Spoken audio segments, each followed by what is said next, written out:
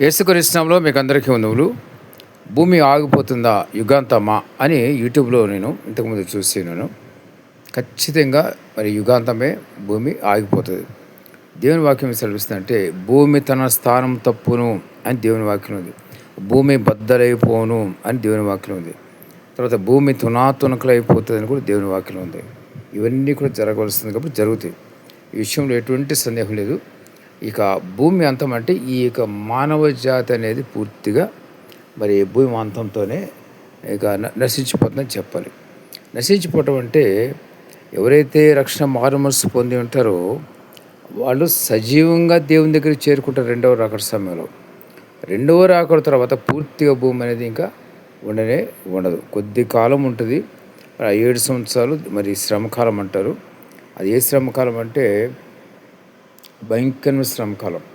ఆ 7 సంవత్సరాల తర్వాత మళ్ళీ భూమి పూర్తిగా లేకుండా పోతుంది. ప్రతి ఒక్కరు గమనించండి, జ్ఞాపకం చేసుకోండి. అంతే దినాలు ఉంటున్నాము. మరి ఏది భూమి మరి తునకలైపోతున్నా, భూమి పొడిమైపోతున్నా, ఏదైపోతున్నా, భూకంపాలు వచ్చినా, ఏది వచ్చినా కూడా ఇక్కడ తెలుసుకోవాల్సింది ఒకటి. అవన్నిటి గురించి ఏ మానవుడు కూడా భయపడక్కర్లేదు. మొదటగా యేసుక్రీస్తుని అంగీకరించి మీరు యేసు రక్తం మీ పాపాలు కడుక్కుంటే కనుక ఆ భయాలన్నీ తొలగిపోతాయి. ఒకవేళ మీరు మరణిస్తే నేను దేవుని దగ్గరికి వెళ్తానని చెప్పగలుగుతారు. ఆ మాట మాత్రం చెప్పగలుగుతారు. ఎవరైనా సరే మారుమనసు పొందితే, పాప క్షమాపణ పొందితే కనుక, యేసు ప్రభు రక్తంలో పాపాలు కడుక్కుంటే కనుక ఆ మాట ఖచ్చితంగా ధైర్యంగా చెప్పగలుగుతారు. ఒకవేళ నేను మరణిస్తే నేను దేవుని దగ్గరికి వెళ్తాను.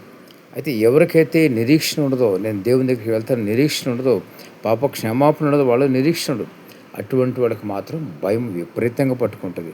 ఏమైపోతున్న భయం వస్తుందంటే అతనిలో మరి పాపం బాగా ఉంటుంది, పాప క్షమాపణ లేకుండా ఉంటాడు. కాబట్టి ఆ భయం పట్టుకుంటుంది.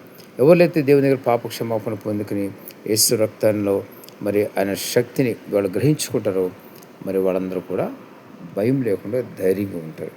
అనే పునరుద్ధాన శక్తితో మీరు నింపబడినప్పుడు మీరు భయం ఉండదు, ధైర్యంగా ఉంటారు. మీరు పరిశుద్ధంగా ఉన్నప్పుడు మీరు ధైర్యంగా ఉంటుంది, మీరు భయం ఉండదు. పరిశుద్ధులు ఎప్పుడు ఉంటారంటే ఎప్పుడైతే మీరు మారుమనసు పొంది పాపాలు ఒప్పుకొని విడిచిపెడతారో అప్పుడు మాత్రమే పరిశుద్ధులుగా ఉండగలుగుతారు. మారు మనసు అంటే ఒక నూతనమైన మనసు మీరు కలిగి ఉంటారు. అదే మారు మనసు. ప్రతి గమనించండి, జ్ఞాపకం చేసుకోండి. మరి ఎక్కువ రోజులు లేదు, మరి ఆ దినాలు చాలా తక్కువగానే. కాబట్టి ఆ యొక్క ఉగ్ర దినాలు రాకముందే మీరు మారు మనసు పొంది సిద్ధంగా ఉంటే కనుక ఆ దినమున మీరు చాలా నిశ్చింతగా మరి జీవించవచ్చు. భయం అనేది మిమ్మల్ని వెంటాడదు. మారు మనసు పొందిన వాళ్ళు ఎవరిలో కూడా భయం ఉండదు, భయం ఉండదు. ఎందుకంటే వాళ్ళు మరణిస్తే దేవుని దగ్గరికి వెళ్తానన్న ధైర్యం, నిరీక్షణ ఉంటుంది. దేవుడి మాటలు దీవించిన గాక. ఆమేన్.